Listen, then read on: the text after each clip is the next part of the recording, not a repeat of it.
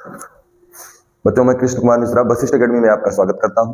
जैसा कि बच्चों बोर्ड पेपर को ध्यान में रखते हुए मैथमेटिक्स के कुछ महत्वपूर्ण प्रश्नों को हम लोग हल कर रहे थे, उसी क्रम में आज हम लोग बच्चों डिफरेंशियल इक्वेशन अर्थात अवकल समीकरण के कुछ महत्वपूर्ण प्रश्न जो बोर्ड में लगातार पूछे जाते हैं, आज उस पर हम चर्चा करेंगे। आइए बच्चों देखते हैं।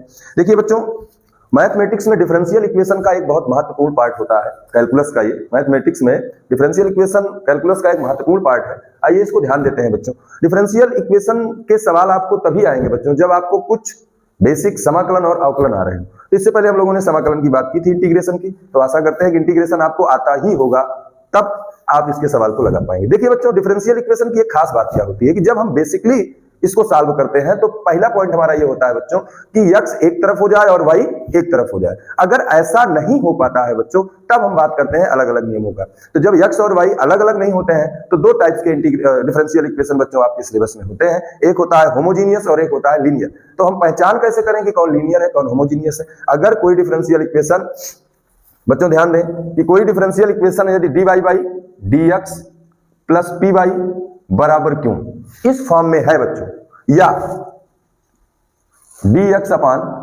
dy plus px is equal to Q, चाहे इस फॉर्म में हो और चाहे इस फॉर्म में हो, इन दोनों में किसी भी फॉर्म में अगर कोई डिफरेंशियल इक्वेशन है तो लीनियर डिफरेंशियल इक्वेशन कहलाता है। इसका सॉल्यूशन कैसे निकाला जाता है, आइए बच्चों इस पर हम ध्यान देते हैं। सबसे पहला काम क्या होता है कि अगर कोई भी डिफरेंशियल इक्वेशन किसी भी रूप में है, अगर वो लीनियर है, तो उसको इन दोनों में किसी एक फॉर्म में हम लाएं और लाने के बाद हमको कांस्टेंट p और q की वैल्यू कंपेयर करके निकालना होता है। तो आइए बच्चों, अगर इसको हम सॉल्व करें तो cos square x dy by dx plus y बराबर tan x। तो यदि मैं cos स्क्वायर x से बच्चों इस पूरे में भाग में, तो बनेगा क्या, dy by dx plus y upon cos square x बराबर tan x upon cos square x। और इसको सॉल्व करें बच्चों तो क्या लिख सकते हैं, dy by dx plus y sec square x बराबर tan x upon cos square x। या इसी को हम अगर तोड़कर लिखें बच्चों तो ऐसे लिख सकते हैं tan x sec square x, ऐसा भी लिखा जा सकता है। यदि बच्चों देखें अब तो हमको ये हमारा जो इक्वेशन था जो सॉल्व करना था वो dy by dx plus P Y बराबर क्यों के फॉर्म में आ गया है। यदि इससे अब हम इसको कंपेयर करें तो हमको p बराबर क्या मिलेगा, सेक स्क्वायर x, और q बराबर क्या मिलेगा बच्चों, tan x sec square x। p और q का मान मिल गया।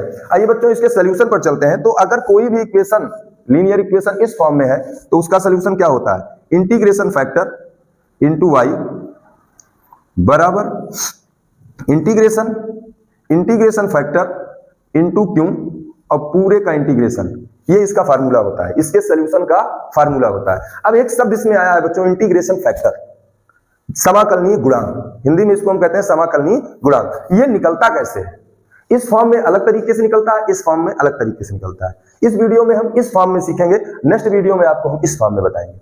आइए बच्चों ध्यान देते हैं इंटीग्रेशन फैक्टर कैसे निकलता है। तो अगर कोई हमारा डिफरेंशियल इक्वेशन इस फॉर्म में है तो उसका इंटीग्रेशन फैक्टर होता है e की पावर p dx। तो देखें बच्चों, p हमारा क्या है, सेक स्क्वायर x है, p की वैल्यू अगर हम रखें तो सेक स्क्वायर x dx। अभी हमने आपको शुरुआत में ही एक बात बताई कि यदि आपको इस इक्वेशन को सॉल्व करना है बच्चों तो आपको बेसिक समाकलन और अवकलन दोनों आना चाहिए।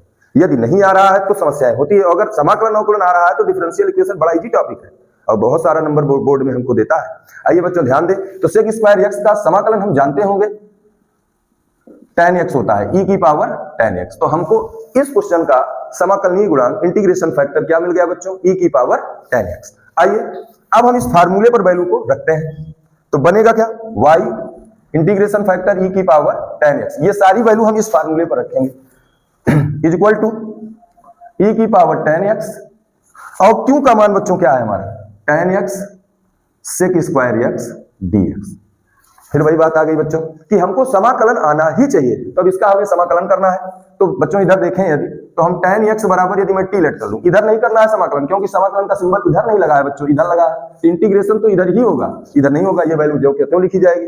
आइए बच्चों tan x पे आते हैं, तो tan x इक्वल टू यदि मैं t लेट करूं तो tan x का अवकलन क्या होगा, सेक स्क्वायर x dx बराबर dt। और ये वैल्यू मैं इस पे ट्रांसफर करूं तो बनेगा क्या, देखें बच्चों e की पावर t, tan x की जगह t, इस tan x की जगह भी t, और सेक स्क्वायर एक्स dx की जगह क्या होगा बच्चों, dt होगा। अब आप देखें ये फंक्शन टूट गया, बिल्कुल आसान बन गया। अब यहाँ पर पार्शियल इंटीग्रेशन का मेथड लगेगा। तो पार्शियल इंटीग्रेशन क्या होता है कि फर्स्ट और सेकंड टर्म का हम चुनाव करें, और चुनाव करने का तरीका क्या होता है बच्चों, इनलेट। आशा करते हैं कि इनलेट जो आपको एक शब्द मिलता है इसके तौर तरीके से आप वाकिफ होंगे और अवश्य ही आप पार्शियल इंटीग्रेशन आपको आता होगा। तो आइए हम लोग डायरेक्ट इसका पार्शियल इंटीग्रेशन करते हैं। y इंटू ई की पावर 10x, इसका क्या होगा बच्चों, फर्स्ट टर्म इसको मानेंगे। अभी मैंने एक शब्द बोला ना, इनलेट। इनलेट, तो इनलेट का मतलब क्या हुआ, ए पहले आ रहा है और टी इनलेट ई बाद में आ रहा है। तो एक्सपोनेंशियल फंक्शन और अलजेब्रिक फंक्शन अगर मल्टीप्लिकेशन में है तो पार्शियल इंटीग्रेशन करते समय अलजेब्रिक फंक्शन को हम फर्स्ट टर्म मानेंगे और एक्सपोनेंशियल को सेकंड टर्म मानेंगे। फिलहाल अगर आपको इसमें दिक्कत आती है तो कमेंट बॉक्स में आप लिखकर भेजेंगे, तो हम आपको पार्शियल इंटीग्रेशन में फर्स्ट और सेकंड टर्म का चुनाव कैसे किया जाता है ये सारी बातें मैं आपको समझा दूंगा। आइए आप यहाँ पर पहले इंटीग्रेशन करिए। तो फर्स्ट टर्म अगर मैं टी को मानूं तो टी, सेकंड टर्म का इंटीग्रेशन e की पावर टी का e की पावर टी माइनस फर्स्ट का डेरिवेटिव, तो टी का अवकलन तो 1 हो जाएगा और सेकंड का इंटीग्रेशन तो उसका इंटीग्रेशन e की पावर टी होगा dt। और फिर से अगर मैं इसका इंटीग्रेशन करूं बच्चों तो मिलेगा क्या हमको, t e की पावर t और इसका माइनस e की पावर t। जैसा कि हम लोग जानते हैं कि समाकलन में एक कांस्टेंट, अगर निश्चित समाकलन नहीं है तो एक कांस्टेंट जोड़ा जाता है, कांस्टेंट हमने c जोड़ दिया। अब हमारा फंक्शन टूट गया, इसका इंटीग्रेशन हो चुका है, लेकिन हमको वैल्यू किस में चाहिए, x के केस में चाहिए, तो हमने तो इंटीग्रेशन t के केस में किया।